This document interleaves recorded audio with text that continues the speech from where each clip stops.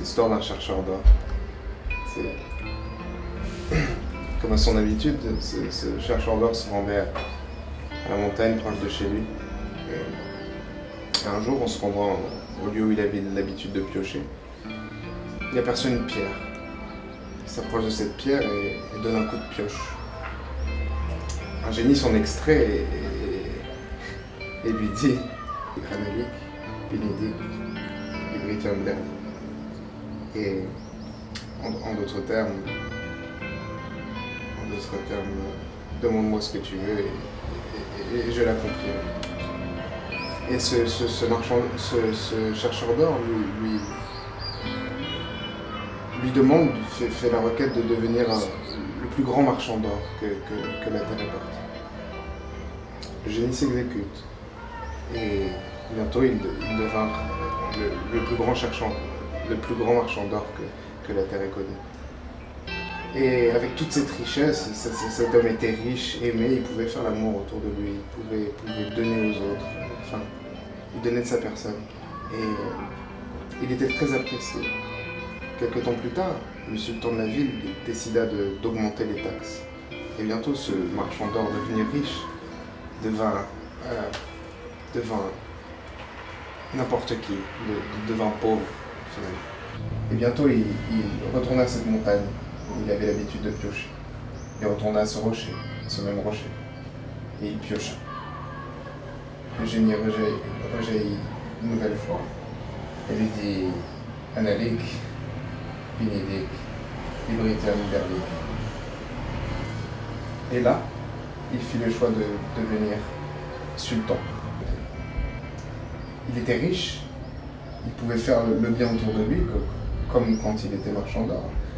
Mais il était très apprécié du public, il pouvait protéger la population. Peu de temps après, un empereur fit son apparition en ville. C'était un empereur pas très aimé, mais il débarquait avec un pouvoir important. Et bientôt, il soumetta le sultan et le mit en prison. Le sultan en prison était, bien sûr, sans aucun pouvoir, mais toujours apprécié de la population. La population lui vint en aide et il s'échappa de sa prison. Il retourna à la montagne, il repiocha, le génie rejaillit et lui dit Analik, Bénédicte, Ibritium Derli. Et là, le sultan lui demanda de devenir empereur. Le génie exauça son souhait et bientôt il se retrouva empereur de la ville. Il avait le pouvoir, l'argent. Il faisait du bien autour de lui, il protégeait la population, un grade au-dessus du sultan. Mais il lui manquait quelque chose dans sa vie, à ce pauvre empereur. Et bientôt, il rencontra une fille, une femme. Et il tomba amoureux de cette femme. Cette femme avait qu'un seul souhait, c'est de pouvoir se recueillir sur la tombe de son père, qui était sur la montagne à côté. Donc elle voulait juste une maison, elle voulait avoir une maison dans la montagne. Et lui, ayant la folie des grandeurs, voulait lui construire un grand palais. Et donc il réunit ça, les meilleurs architectes, les meilleurs maîtres d'œuvre, tout ce qui existait de mieux en matière de construction pour lui construire le plus grand palais que la Terre ait jamais porté.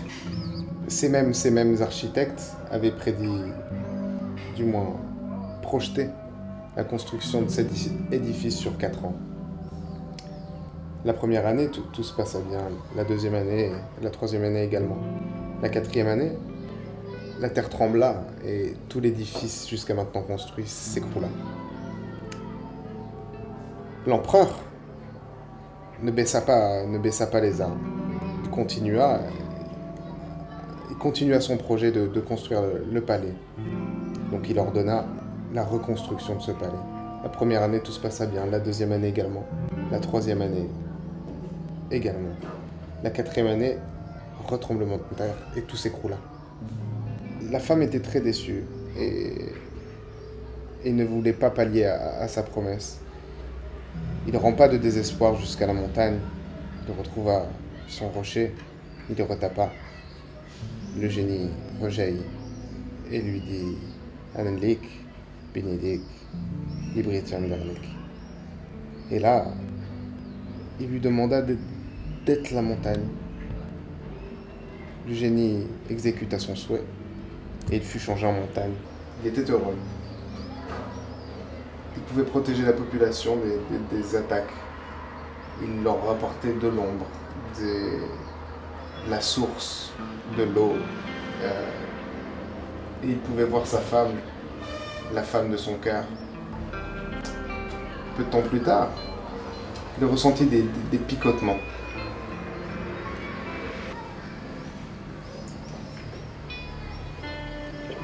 C'était un chercheur d'or qui était venu piocher sur la montagne. Et donc, il décida de retourner au rocher et refit jaillir le génie.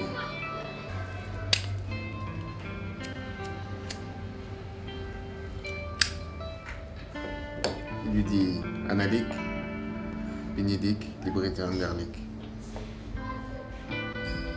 Et là, ce personnage qui était passé par différents stades lui demanda de redevenir tout simplement le chercheur d'or qu'il était.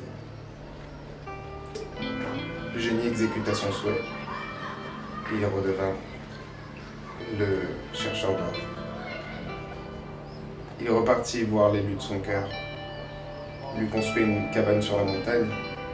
Ils vécurent heureux de leur amour.